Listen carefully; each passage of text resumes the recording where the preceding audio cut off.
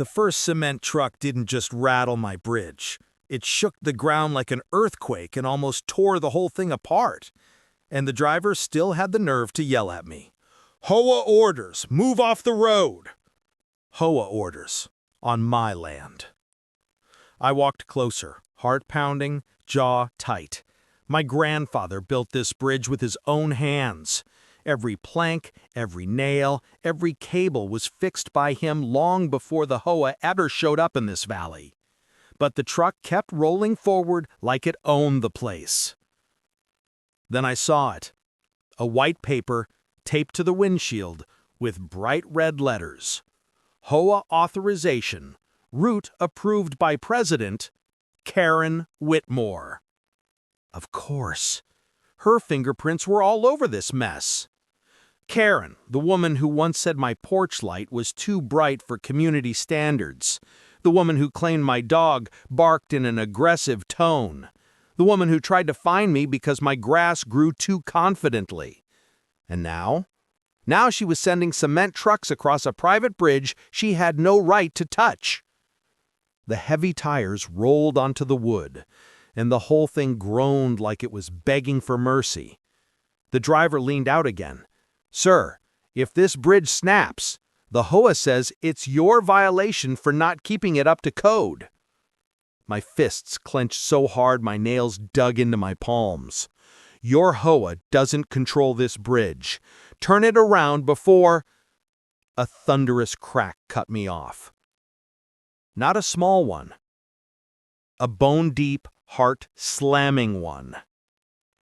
The truck froze. The driver's face went pale. And right behind him, stepping out of a shiny white SUV like she was arriving at a royal ceremony, was Karen Whitmore herself. Clipboard, designer sunglasses, the "I own everything I see" walk. "You," she snapped at me, "you will receive a violation for this unsafe structure, and depending on the damages, we may require you to rebuild it at your cost."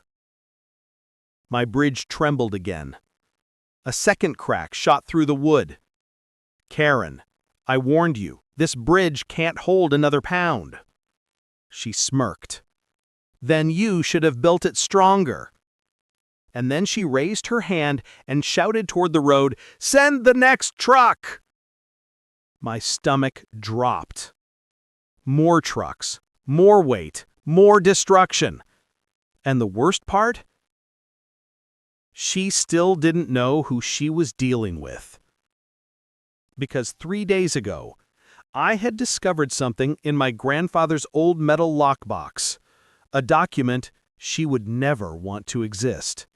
A document that changed everything about who actually owned this land and what I was allowed to do on it. She thought she was forcing me into a corner. She had no idea I had already set a trap she wouldn't escape so easily. "Karen," I said quietly, "you're making the biggest mistake of your life." She laughed. The second truck was already rumbling down the hill when Karen finally noticed the look on my face. Not anger, not fear, just calm. Dangerously calm. She hated that. "What are you smiling at?" she barked. I didn't answer, because the moment she turned her head, she saw what I was staring at. A small metal stake hammered into the dirt beside the bridge. Bright red ribbon, fresh markings. Her forehead tightened. What is that supposed to be? Some kind of pathetic warning? The driver from the first truck, still sweating inside his cab, leaned out. "Ma'am, I don't think this bridge is stable. We should back out before—" "Before nothing," she snapped. "This man is trying to make me look stupid. HOA has jurisdiction here." Jurisdiction. Her favorite word. I stepped closer, just enough for her to feel cornered by the truth she didn't know yet. "That marker," I said, "isn't a warning." "Then what is it?" she said, annoyed. "It's a boundary." Her eyes narrowed. "Boundary for what?" "The real property line." Something flickered in her expression. Annoyance first, then doubt, then a little fear she tried hiding behind her big sunglasses. I reached into my jacket slowly, making sure she saw every movement, and pulled out an old folded paper. Yellowed edges, crumpled corners, my grandfather's handwriting still visible. She scoffed. "You expect me to care about whatever that is?" "You should," I said, "because this is the original land deed before your HOA even existed." A crack from the bridge snapped through the valley like a gunshot. Karen flinched so hard she almost stumbled backward. The driver from the first truck, still sweating inside his cab, cursed. "Ma'am, I don't think this bridge is stable. We should back out before—" "Before nothing," she snapped. "This man is trying to make me look stupid. HOA has jurisdiction here." Jurisdiction, her favorite word. I stepped closer, just enough for her to feel cornered by the truth she didn't know yet. "That marker," I said, "isn't a warning." "Then what is it?" she said, annoyed. "It's a boundary." "Boundary for what?" "The real property line." Something flickered in her expression. Annoyance first, then doubt, then a little fear she tried hiding behind her big sunglasses. I reached into my jacket slowly, making sure she saw every movement, and pulled out an old folded paper. Yellowed edges, crumpled corners, my grandfather's handwriting still visible. She scoffed. "You expect me to care about whatever that is?" "You should," I said, "because this is the original land deed before your HOA even existed." A crack from the bridge snapped through the valley like a gunshot. Karen flinched so hard she almost stumbled backward. The driver cursed. "Ma'am, if we don't reverse now, this thing's going down." But Karen wasn't listening. She reached out and snatched the paper from my hand, scanning it fast, lips tightening with each line she read. "No, no, this can't be right. This land was annexed 10 years ago." "It wasn't." I said that annexation was rejected because my grandfather filed a permanent exemption, meaning this bridge, this road, and that hill, I pointed behind her, are all outside your HOA. Her face drained of color. "You're lying." "You're standing on my land," I said calmly, "which means every truck you send here is trespassing." The second truck was now at the top of the hill, engine roaring, weight enough to finish breaking the bridge. Karen whipped toward it, waving her arms. "Stop! Stop the truck!" But the driver didn't hear her. He was too focused on the slope. Cement trucks don't break easily going downhill. Karen panicked. For the first time since I'd known her, she wasn't in control. "Make him stop!" she yelled at me. "I don't control your trucks," I said. "You do." Her breathing went wild, her voice cracking between panic and rage. "You think this changes anything? I'll fight this. I'll take it to court. That deed won't save you." I stepped closer, close enough for her to feel the heat of every word. "It's not the deed that will destroy you, Karen." She swallowed, trembling. "It's the evidence." Her eyes darted up. "What evidence?" I pointed slowly at the sky. A tiny drone hovered above us, its red light blinking, recording everything. And for the first time, Karen didn't have a single word to say. Karen's mouth opened, but no sound came out. For once, her voice, her greatest weapon, failed her completely. The drone hovered above like a silent witness, red light blinking, recording every lie, every command, every illegal truck she'd forced onto my bridge. She finally managed to whisper, "Turn it off!" I shook my head. No. Her jaw tightened. "I'm ordering you." "You don't give orders here," I said. "Remember?" The first truck groaned on the bridge, wood creaking so loudly it sounded like the whole structure was begging for mercy. The second truck was halfway down the hill, gears grinding, engine roaring as it fought gravity. Karen spun toward it, flapping her arms like a drowning chicken. "Stop! Stop that truck! I said stop!" But the driver wasn't stopping. The slope was too steep, the load too heavy, and he looked terrified to slam the brakes and risk flipping over. "Ma'am, I can't stop on this hill!" Karen turned back to me, panic racing across her face. "You have to block him! Do something!" I almost laughed. "Why would I stop your truck from destroying your mess?"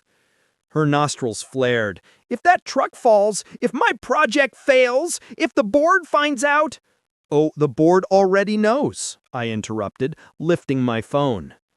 HOA group chat. 16 new messages. Karen saw it. Her pupils shrank to pinpoints. You told them?" "I didn't tell them anything. They're watching the drone feed, live."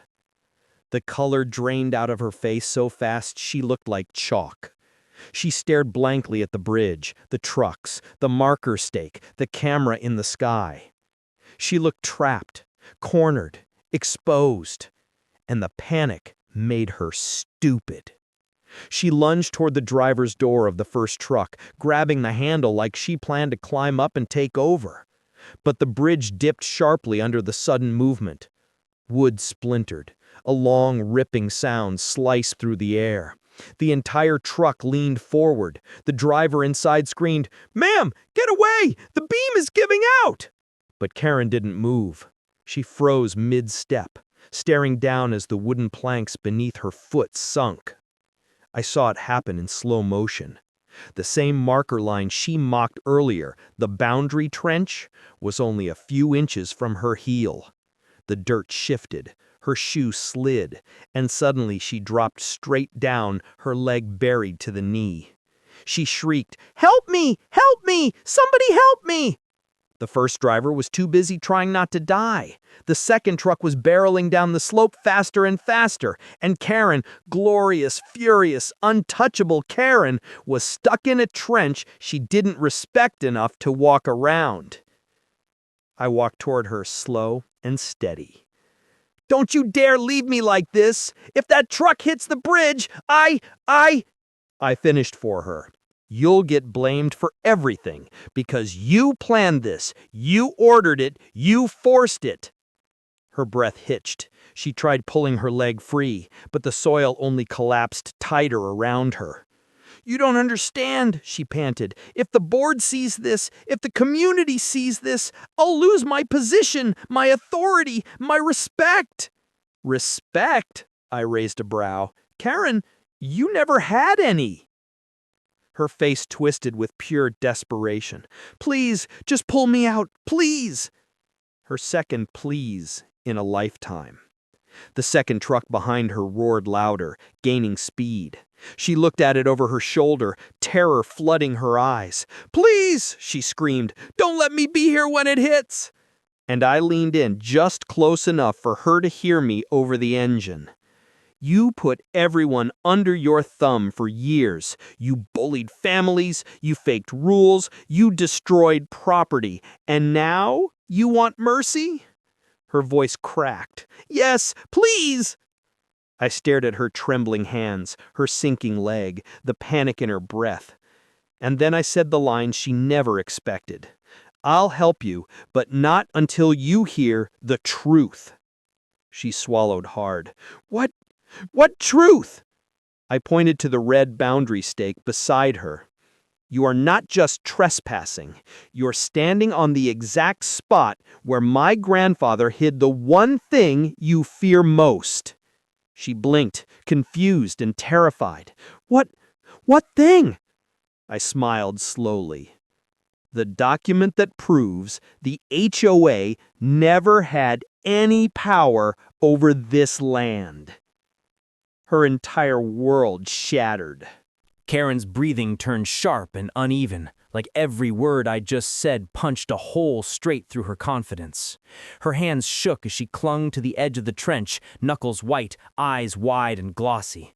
No, that's not possible," she stammered. "If such a document existed, I would have seen it. The board would have known. The county would have." "They did know," I cut in, "but you didn't." She blinked fast, her brain scrambling. What do you mean they knew?" The board ignored you, I said calmly. Everyone did. They let you run wild because you did their dirty work. You scared people into compliance. You drowned them in paperwork. You fined them until they broke. Her voice cracked. That's not true. Then why, I asked, leaning forward, did 3 board members send me private messages today asking me to record everything you did out here? Her hands parted in disbelief. They wouldn't betray me. They rely on me. I shook my head. No, Karen. They use you. She looked like I'd stabbed her through the chest. Another crack thundered through the bridge. The first truck tilted even more, one front tire now dangling in midair. The driver climbed onto the roof, screaming, "The other one's coming! Sir, it's not stopping!" Karen whipped her head toward the hill. The second truck was flying down, not rolling, not easing, straight up, barreling. She panicked, tearing at the dirt around her trapped leg. "Pull me out! Please, just pull me out!" she cried, her voice cracking into raw fear. "I swear, I'll stop everything. I'll call off the trucks. I'll cancel the project." I didn't move, because she still didn't understand. "Karen," I said softly, "you're not listening." What do you mean?" "You think this is about the trucks, or the bridge, or the HOA fines."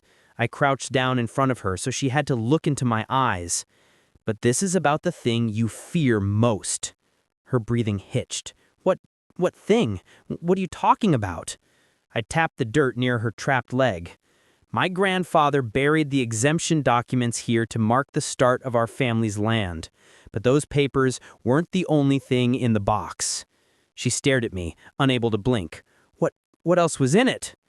I took a slow breath. "A list." A list?" she repeated, voice trembling.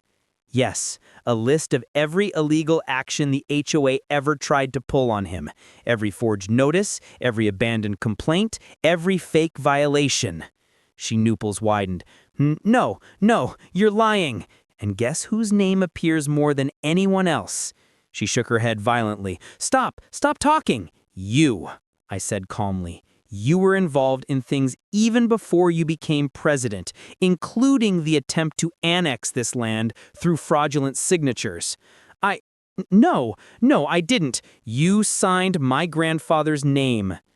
Karen's entire body went still, frozen, silent. Her mouth hung open, horror creeping up her neck like a shadow. How do you know that?" she whispered. "Because the original signature was in his handwriting, and the forged version sits in the county archive with your initials on the approval stamp." She looked like the ground had dropped out from under her. "If that comes out, I'll be charged. I'll lose everything. She couldn't even finish the sentence. And then, the roar behind her grew 3 times louder. The second truck was seconds away. It wasn't stopping, it wasn't slowing. It was aiming straight for the middle of the bridge. Karen screamed, Please pull me out. I'm begging you." The bridge shook under the rumbling weight of disaster rushing toward it. I finally reached my hand toward her. Her eyes lit up with desperate hope, but I didn't grab her yet. Instead, I said quietly, "I'll save you. But you're going to confess first." Her scream echoed through the valley. The first cement truck was already inching down the hill, tires grinding against the old gravel.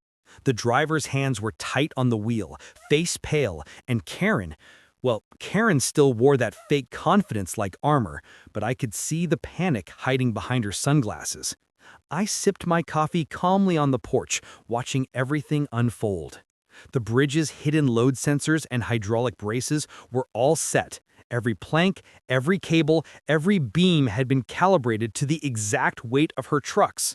The truck rolled onto the bridge, and immediately the planks flexed slightly under the axles, just enough to make it feel like the structure was failing. The driver slammed on the brakes, but the truck slid forward a few inches, sending a sharp creak echoing across the valley.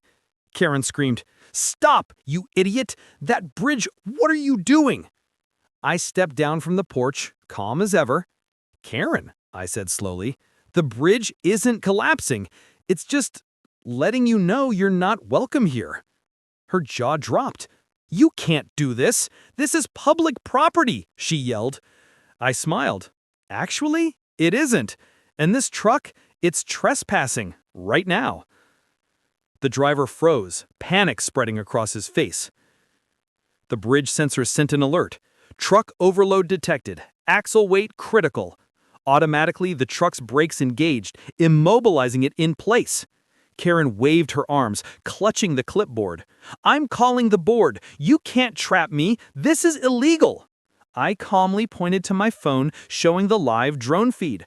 "Actually, everything is recorded. Every order, every truck, every step you took. Live, public, witnessed." Her face went pale. What? I said, 120 viewers already and counting. And the HOA board members, they're watching too. Then the twist. The boundary markers on the bridge, the red stakes she had mocked earlier, suddenly became visible on the drone feed. The real property lines, the proof she had ignored. Karen's face went from angry to horrified. She finally realized she had stepped onto land she had no right to control. The truck driver stammered, "Ma'am, this is trespassing." Karen shouted back, panic rising, "I can explain. This isn't what it looks like." I took a slow step forward. "Exactly, Karen. Now you'll explain publicly, or the next trap will make sure everyone sees everything." And that was just the beginning. The bridge held strong, the trucks were stuck, and Karen's ego, once untouchable, was now trembling in real fear. I couldn't help but smile. The real game was only just starting. The second cement truck rumbled down the hill, engine growling like it knew disaster was waiting. The first truck was still stuck in the middle of the bridge, its tires locked, axle trembling. The driver was panicking, glancing at Karen, whose sunglasses were now slightly crooked and face pale with panic. I sipped my coffee calmly, leaning against the railing, eyes on the chaos. Every sensor, every hidden plate, every flex point in the bridge was ready. The second truck was about to step right into my perfectly calculated trap. As it reached the midpoint, the bridge flexed just enough to create a slight tilt under its weight. The driver slammed on the brakes instinctively, but the hydraulic locks triggered automatically, immobilizing the truck before it could reach the far end. Karen's scream cut through the valley. "Stop it! You can't! What is this?" I raised my hand slightly, voice calm, almost conversational. "Karen, relax. The bridge isn't collapsing. It's just recording everything." Her glare turned sharp. "Recording? That's illegal." I smiled and pointed at the sky. The drone hovered above us, live feed streaming. All of it. Every truck, every order, every step you've taken. Recorded and shared with your HOA board. Live. Her jaw dropped. What do you mean live?" "Exactly that," I said. "Neighbors can see it, board members can see it, everyone you've bullied for years can see it." Her face twisted with panic. "No, they won't believe." "They will," I interrupted, "because I have the timestamps, axle weights, and load logs. Every single unauthorized truck you sent across this bridge today is documented, and right now, the entire neighborhood is watching." The second truck shuddered on the bridge, unable to move. The driver inside froze, staring down the slope. Karen turned toward me, her voice cracking. "You can't do this! This is illegal!" "Actually," I said, "this is perfectly legal. Trespassing on private property is not. And today, your entire plan has been caught on video, logged, and timestamped." Her panic intensified. She tried to run toward the truck to somehow fix it, but the flex sensors under the bridge made the boards shift slightly under her feet, reminding her that even one wrong step could be dangerous. She froze mid-step, realization hitting her like a brick.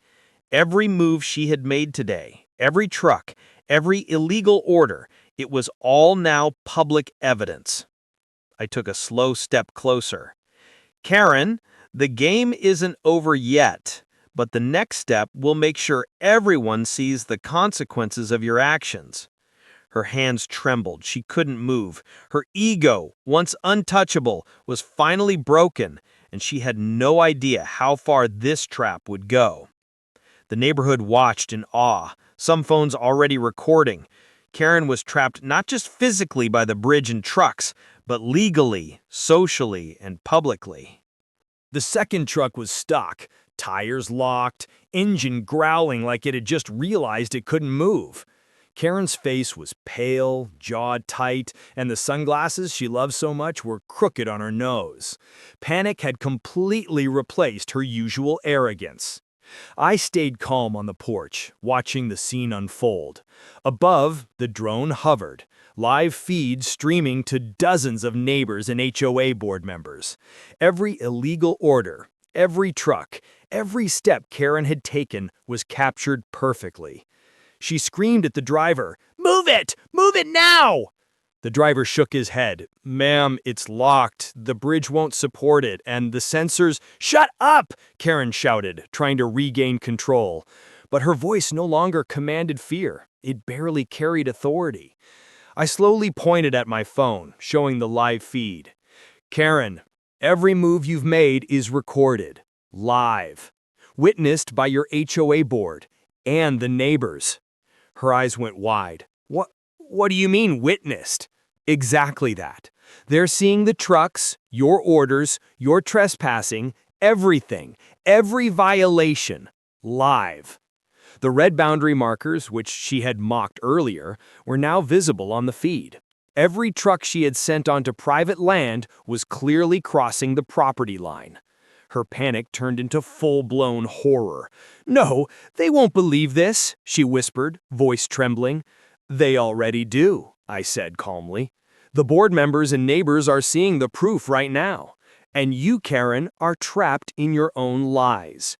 She lunged toward the truck, trying to regain some control, but the boards flexed slightly under her feet, reminding her that even one misstep could be dangerous. I took a step closer. "You have a choice, Karen. Admit what you did, publicly, or the next step will ensure everyone sees everything." Her hands shook, and for the first time, her arrogance crumbled. She couldn't move, couldn't speak. The bridge, the trucks, the live cameras, they all held her accountable. Finally, with trembling lips, she gasped to the neighbors who had gathered at a safe distance, phones recording everything. I misused HOA power. I trespassed, and I forced trucks onto private property." Gasps rippled through the crowd. Some clapped, others filmed, all witnessing her downfall. Her control, her authority, her carefully built reputation destroyed in a single morning. I smiled quietly. The trucks remained locked, the bridge intact, and Karen exposed. Justice had been served. The best part? She didn't realize yet this exposure was only the beginning. The final lesson was about to land, and it would be unforgettable. Karen finally slumped against the side of the trench, exhausted, humiliated, and broken. Her sunglasses lay on the dirt, smudged with sweat and grime. The trucks behind her were still stuck, perfectly immobilized, a testament to the careful planning that had led to this moment. I walked slowly toward her, not in anger, but in calm authority. Every neighbor, every board member, and every live viewer could see her now, her ego completely dismantled. "Karen," I said quietly, "this isn't just about the trucks. It's about respect, about property rights, about the truth." Her eyes filled with tears, shame overtaking the fear that had gripped her earlier. I never thought anyone would stand up to me," she admitted, voice shaking. "That's because you've spent years thinking you are untouchable, but no one is above the law. No one is above the truth." The neighbors started clapping, some cheering, some recording. Children peered from windows, their curiosity turning into quiet satisfaction.